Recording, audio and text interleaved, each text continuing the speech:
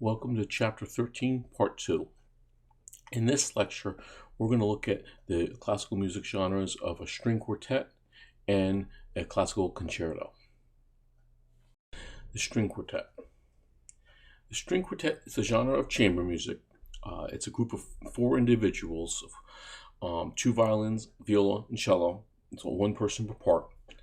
And like a symphony, a string quartet is going to be divided into four separate movements. And the tempos of each movement are going to be the same as a symphony, where the first movement is going to be a fast movement, second movement is going to be a slow movement, the minuet will be the third movement, and then the final movement will have a fast tempo. One of the main things about the string quartet is it was often a genre that people would play to be enjoyed by themselves. A group of musicians would let's come together to play for their own enjoyment. Okay. Another thing would be this string quartet would be an ensemble that would be played in lots of times in the houses or salons of the aristocracy. Now, Joseph Haydn was considered the father of this genre. He wrote many string quartets. They were performed by both professionals and amateurs together. And also, Haydn and Mozart also played together in a string quartet. Continuing talking about string quartet, we're going to look at the Emperor Quartet by Franz Joseph Haydn. This quartet was known as the Emperor Quartet because of the use of its famous theme in the second movement. Now, the theme, or the melody, was composed in response to the military and political events. The melody honored Emperor Franz II. The tune served as national anthems for Austria and Germany. It was also used as a Protestant hymn. Now, the Emperor's Hymn was also Haydn's favorite composition. So we're going to look at Haydn's Emperor Quartet, and we're going to look at the second movement. Now, the second movement is going to be the slow movement of the quartet. The tempo is marked poco andagio cantabile. That just means it's going to be slow and very lyrical. The form of this movement is going to be a theme and variations. And the theme is going to be this Emperor's theme. It's going to be it's going to be played once, and then it's going to be a series of four variations following it. Continuing talking about Haydn's Emperor Quartet, we're looking at the second movement, and the second movement is a theme and variations. So they're going to play the theme once, and then it's going to have four subsequent variations. Each variation is going to have a different arrangement of the theme. Let's listen to the theme.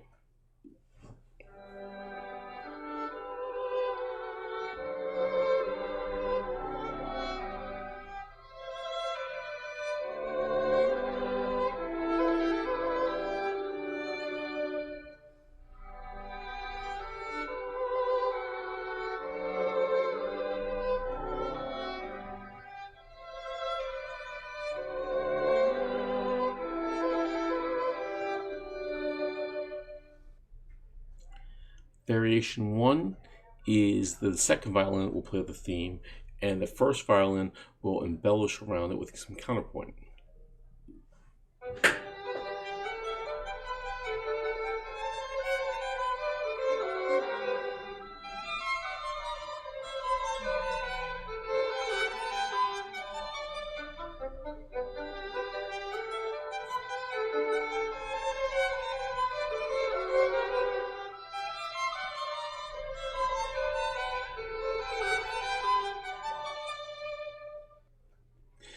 Variation 2, the theme is played in the cello, and the other instruments have played the counterpoint against the main theme.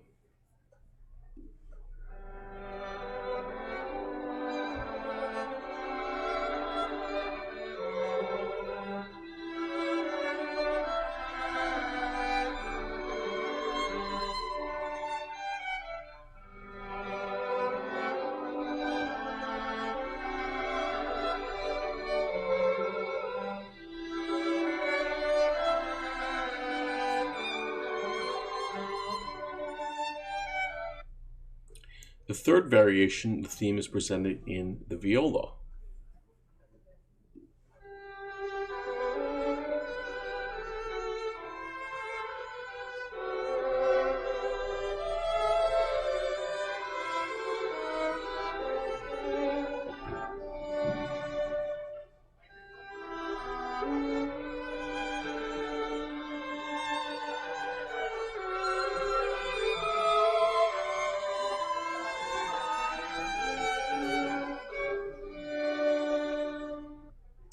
Finally, the fourth variation, the theme is presented in the first violin.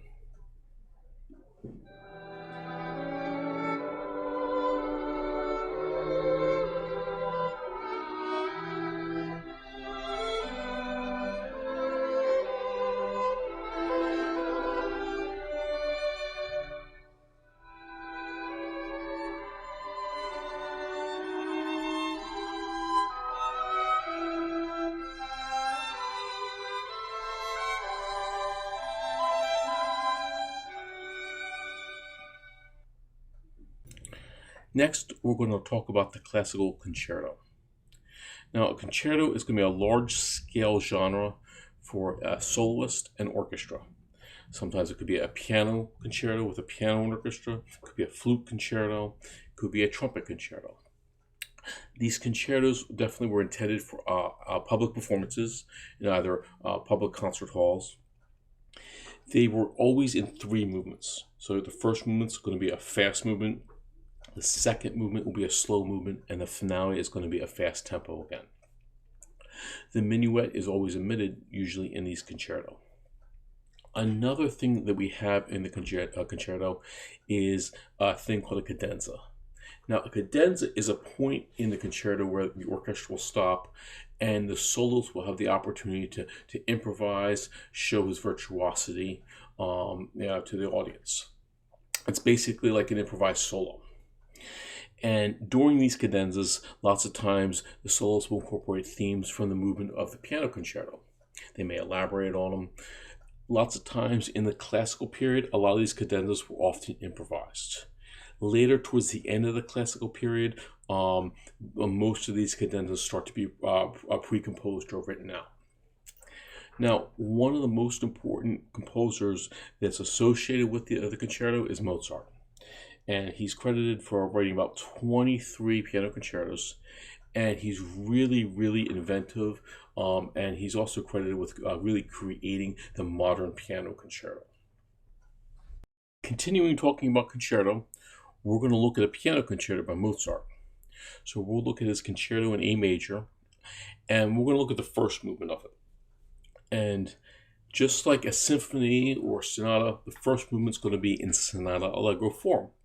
However, with concertos, the sonata allegro form is going to be a little bit different. Okay, you're going to have the main theme, a second theme, and closing theme in your exposition. You're going to have a development section and a recapitulation, but the exposition is going to be slightly different. Instead of having one exposition that repeats with all the material going back, you're going to have a double exposition. That means the orchestra is going to start first and play the exposition with all the main theme, the second theme, and then the closing theme.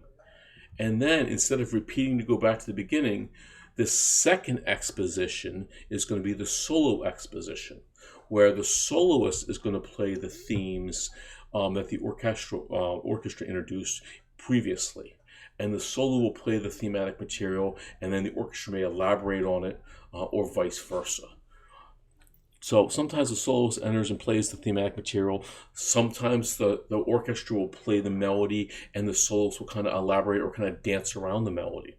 And also, new material sometimes can be added in the solo exposition. Continuing talking about piano concerto, we're going to look at the orchestral exposition of Mozart's piano concerto in A major. So the first theme is going to sound like this.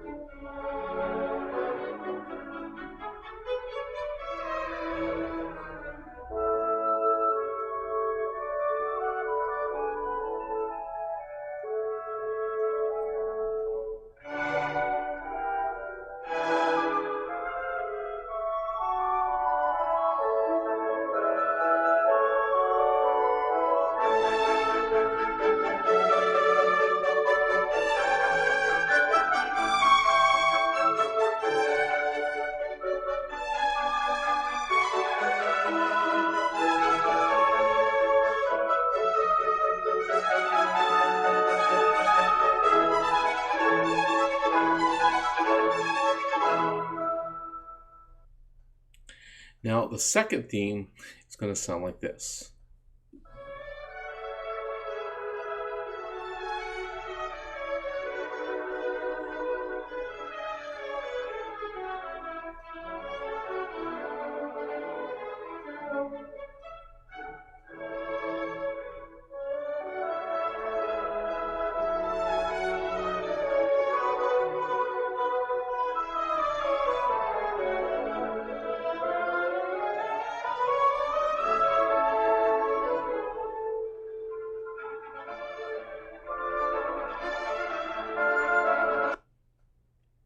And then finally, the closing theme will sound like this.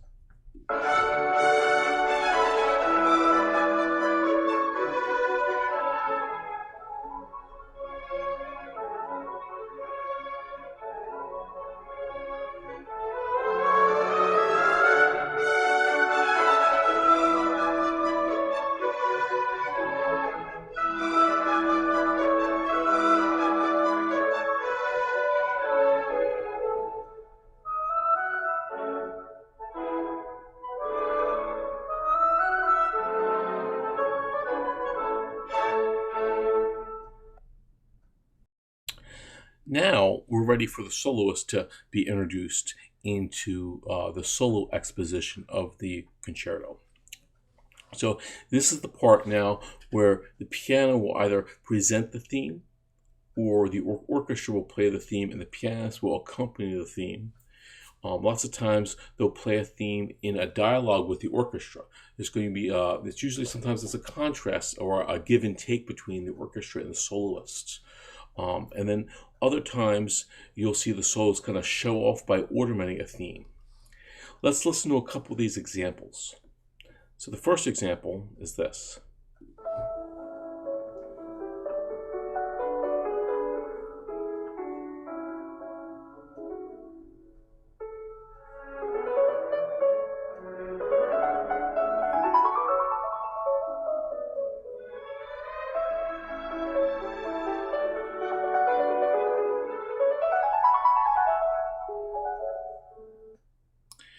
So in this example, the pianist is playing the main theme, but he's also ornamenting the main theme as well.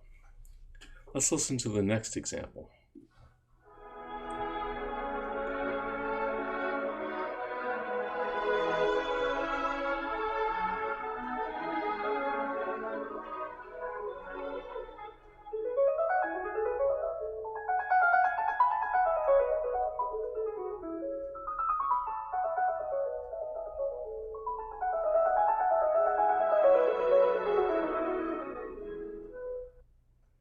So in this example, the orchestra is playing more melodic material, but the pianist is playing more scales and outlining the harmonies around it. And let's listen to the third example.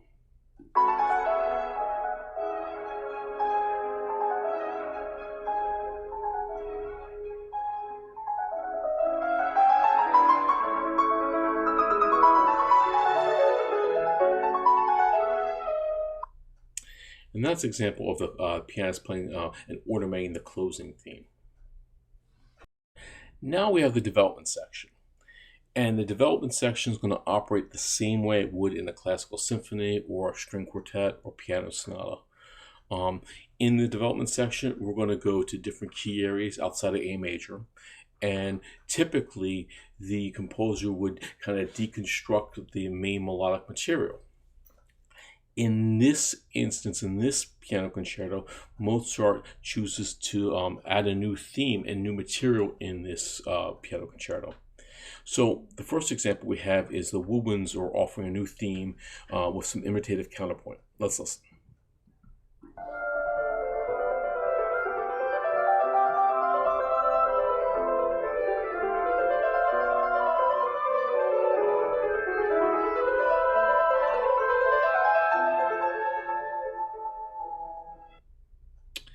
And then let's listen to the next clip I have is the transition going from the development back to the recapitulation.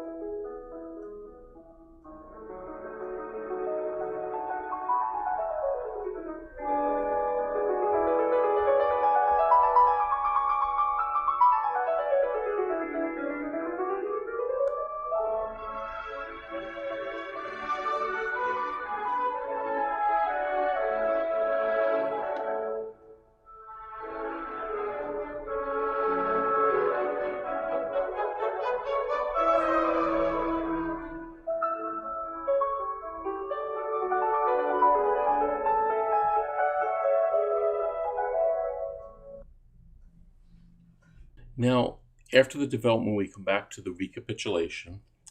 And the recapitulation operates the same way it would in a classical symphony, where we're going to reintroduce the first and second themes and the closing themes all in the home key or tonic key.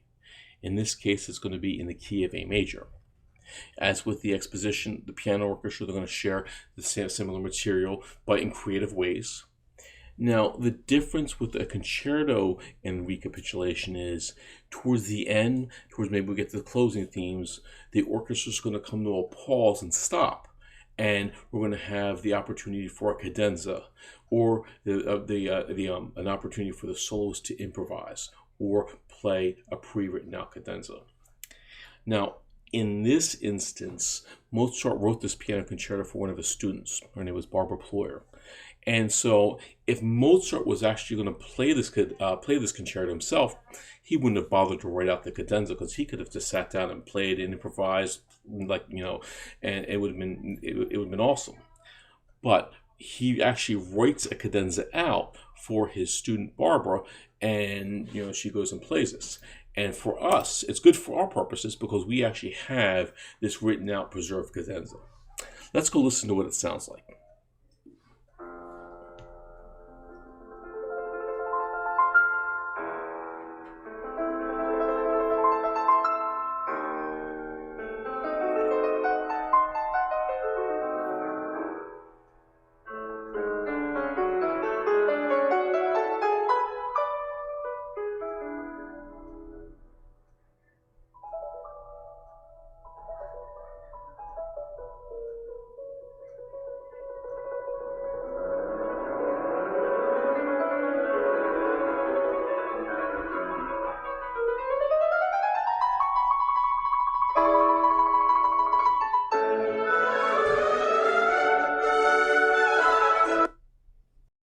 So now that we looked through the Mozart's piano concerto in A major, I want you guys to go back on canvas and watch the entire first movement.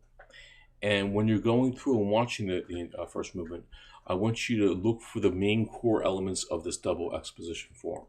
Try to identify the orchestral exposition, then try to identify where the soloist exposition is, and then look for the development section. And then finally, when you get to the recap, pay attention when the orchestra stops and listen for the cadenza. This concludes Chapter 13, Part 2. In this video, we looked at the string quartet, and we looked at Haydn's Emperor String Quartet. And we also discussed the classical concerto, and we looked at the first movement of Mozart's piano concerto in A major.